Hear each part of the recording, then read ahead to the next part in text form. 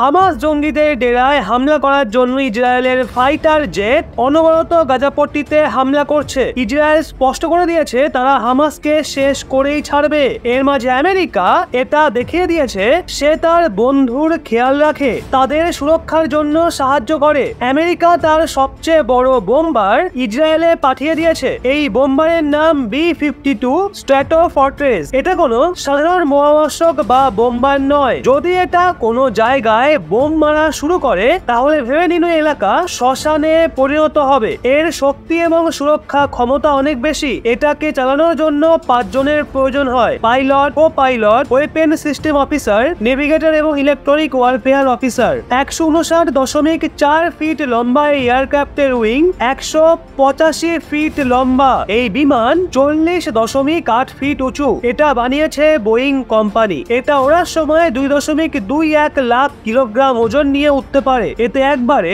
1.81 lakh litre জ্বালানি ভরা যায়। এই বিমানে 8টা ইঞ্জিন লাগানো থাকে যা একে ভয়ানক শক্তি প্রদান করে থাকে।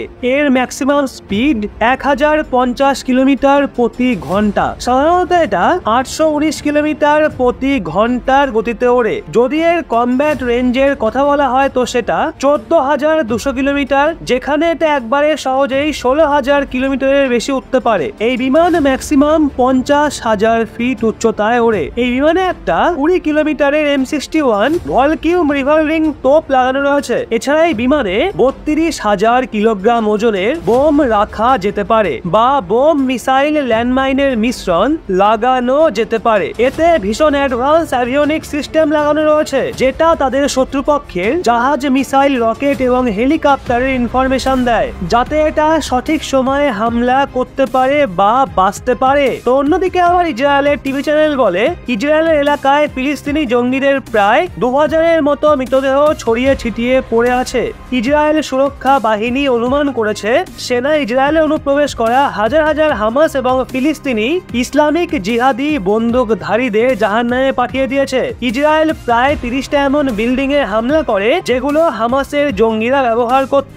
এছাড়া হামাসের প্রায় 25টা আন্ডারগ্রাউন্ড ডেরাকে ধ্বংস করে দেওয়া হয়েছে। ফিলিস্তিনের স্বাস্থ্য মন্ত্রণালয় বলেছে গাজায় ইসরায়েলি বোমা বিস্ফোরণে প্রায় 800-র কাছাকাছি ফিলিস্তিনি মারা গেছে, যার মধ্যে বাচ্চা এবং মহিলারাও রয়েছে।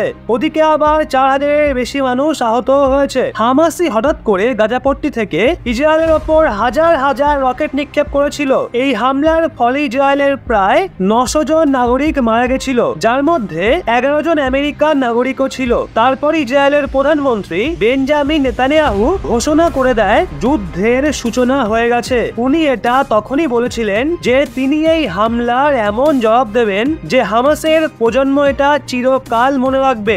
এখন যেভাবে আমেরিকাও তার বোম্বার পাঠিয়ে দিয়েছে ইসরায়েলে, তো সেই নিয়ে আপনাদের কি বলার এবং ইসরায়েলের জন্য ভারতের কি করা উচিত বলে আপনার মনে হয় তা নিচে কমেন্টে অবশ্যই জানান।